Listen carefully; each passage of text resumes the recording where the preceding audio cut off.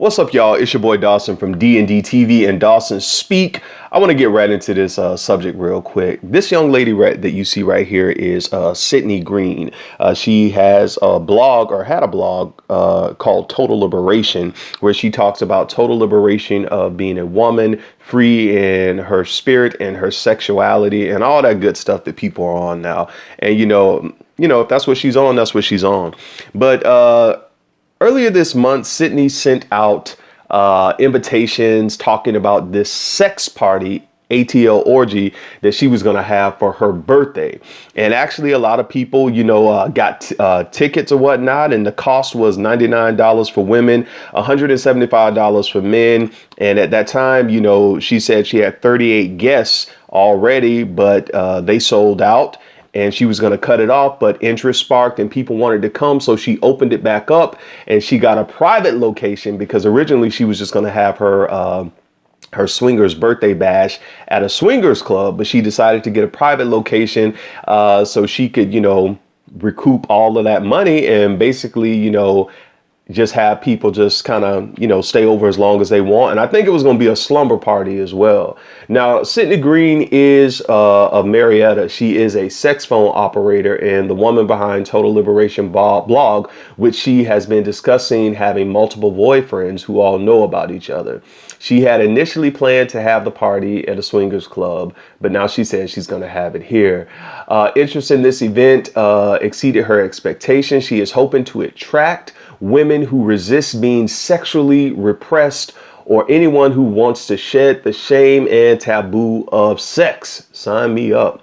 But social media had a different reaction to the event, with most people commenting on how this event is likely to contribute to Atlanta's already skyrocketing rates of STD infections and the reputation as a hotbed of the sex economy. And that is definitely what I hear a lot about Atlanta, with STD rates, and it being a place not only for STD rates and a hotbed of sex, but also with sex trafficking and stuff like that. And I have friends and family members in Atlanta, and it is what it is.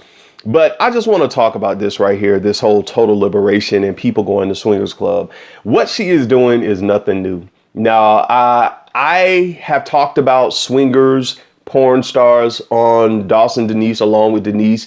When I went to college, that's why me and Denise started this stuff, because we were in what club? We were in Black sexuality and all those different classes in college. And we decided to talk about stuff like that.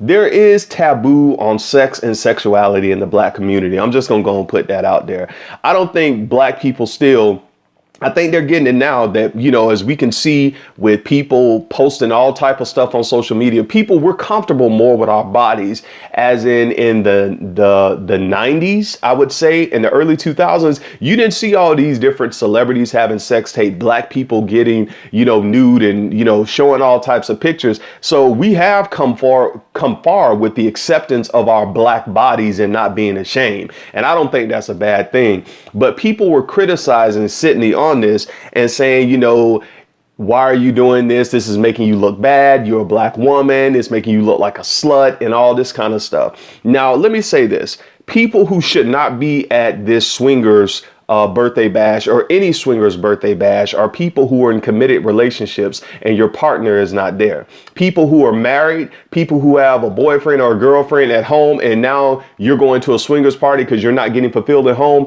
You shouldn't be going to anything like that. But those are the type of people who seem to be attracted to this event, along with couples who are open with their relationship and want to explore. There are also single women. Y'all, there are some beautiful single women. Trust me, I know. And I think I've told y'all this. I have been to a swingers club, and Denise and I have been to conventions where porn stars were, and we've interviewed them on this show. So I've talked to people. I've seen things happen. There are beautiful women who go to these events, single women, and they're not sexually oppressed. They want to own their sexual their sex life, and they want to be safe about it. Now, on the other hand, there are people who go to these events and, they don't use protection. But for the most part, when you're going to a swingers club, condoms are provided. Now, people were giving her a lot of flack saying, what if people get STDs and all this kind of stuff. And I'm going to put the link below where she had an interview with this guy so y'all can hear it for yourself.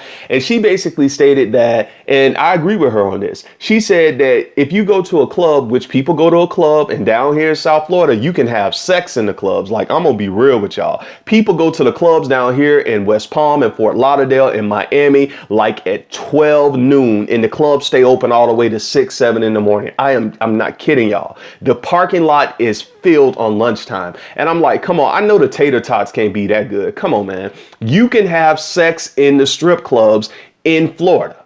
And people have. I know friends who have. So even if they're not doing a swingers party, people still go have sex in the strip club. They still go pick up prostitutes. They still go pick up transgenders. They still people down here hustling. You got guys down here hustling in South Florida who get picked up by the cops with that. But this stuff is not talked about when it comes to black people, because I think we still don't get a grasp, even though you see people showing their bodies and all this kind of stuff. And, you know, I'm free and I'm liberated. There's still not a total topic on black bodies.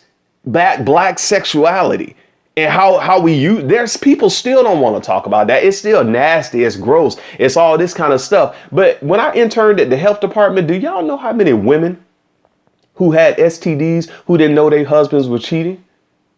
The stories that I heard when I was an intern in an undergrad at the health department down here in South Florida, one of the health departments, I ain't gonna put them on blast because I can't really tell y'all who.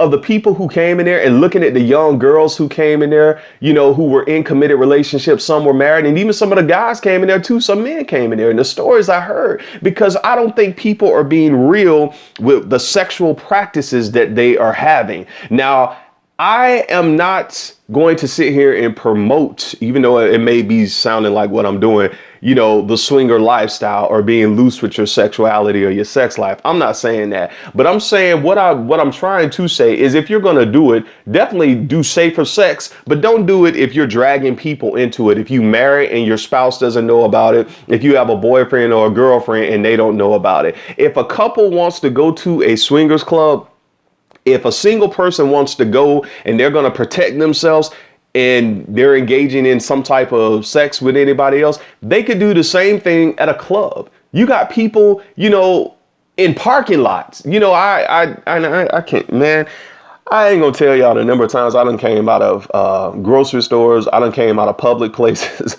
I done came out of, you know, I've even gone to some basketball game here, and you see people just having sex in the parking lot, in the car, and all this kind of stuff. And some people want to be seen. It's like, are you serious? Get a room. People gonna do what they want to do, even if you try to bash them and make them feel bad about it. And Sydney even talked about how the porn industry, and I've said this before on this show, the porn industry is $1 billion industry. And last I checked, the porn industry made more than the NFL, the NBA, and I think it was the National Baseball League combined. So if you're talking about how America loves sports, and we're so in it for sports, and, you know, go LeBron, you know, go D Wade, all these type of people, they're the same way about porn. This is in United States, not around the world, in the United States, y'all. $1 billion industry. Somebody watching it.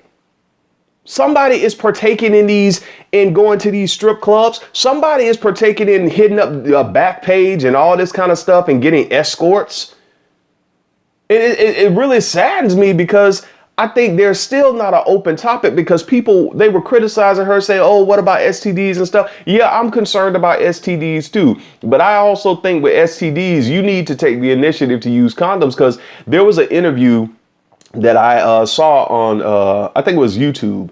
And it was some other people who were, and there was, I think it was a nurse or somebody talking with prostitutes. And these prostitutes were saying that in their initial encounter with the men who come to them, that some of them don't even want sex. They just want to talk.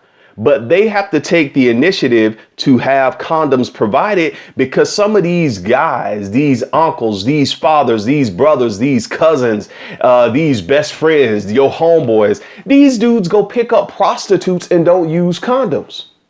These people go to strip clubs and have sex and don't use condoms, and come back to their girlfriend or whoever they're with and have raw sex. So in many cases, we look at the prostitutes and say, oh, they nasty and they're this and they're that. And it's not really, it's like, okay, they're doing what they do. Prostitution has been around forever. But what about the dudes who going to pick up the prostitutes? What about the dudes who are going to pick up the transgenders?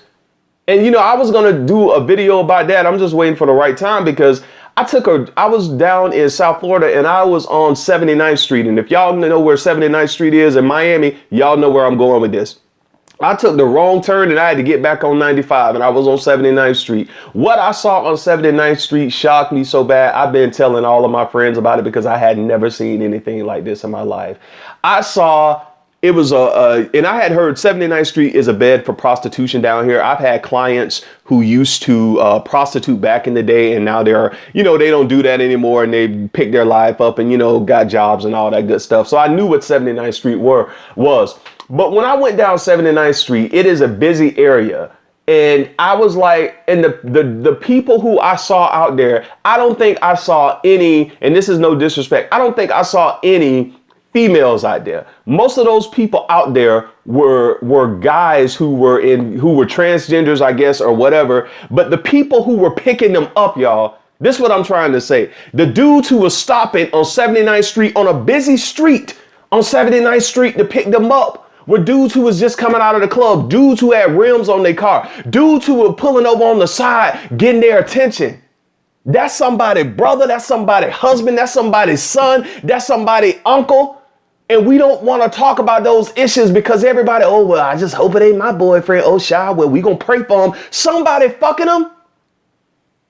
And that just baffled me because I'm like, all this stuff people say they don't do, then they turn around and do, is the reason why I got friends right now, females who are HIV positive, who have herpes, who done got messed over on dudes because we have this mentality that, oh man, I'm just gonna fuck her, I'm just gonna slam my dick like a baseball bat. No, put a rubber on, man.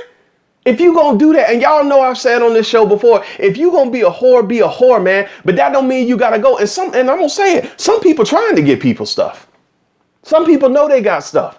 And some people, some people say, hey, somebody gave it to me, I'm gonna give it to you. Not everybody is doing that, so please don't put that in the comments. I know everybody's not doing that, but I've talked to people too. And when I was in the health department, it was just sad to see people who just said, you know, I didn't ask for this. I just got in a relationship and this person knew they had it and gave it to me. Whatever STD that was, because any STD you get, you know, it's or STI you get, it's not a good stigma on it, you know, and people feel hurt and betrayed. So when we talk about bashing people who are going in swingers club and the swinger event that I went to, and I told you I went to one, condoms were provided. And no means no. And, you know, I've read the rules because down here, they got a popular one down here up in Fort Lauderdale. And, you know, they tell you the rules straight up. You know, no means no. Don't be pushy with people. If the couple don't want to be with you, keep it moving.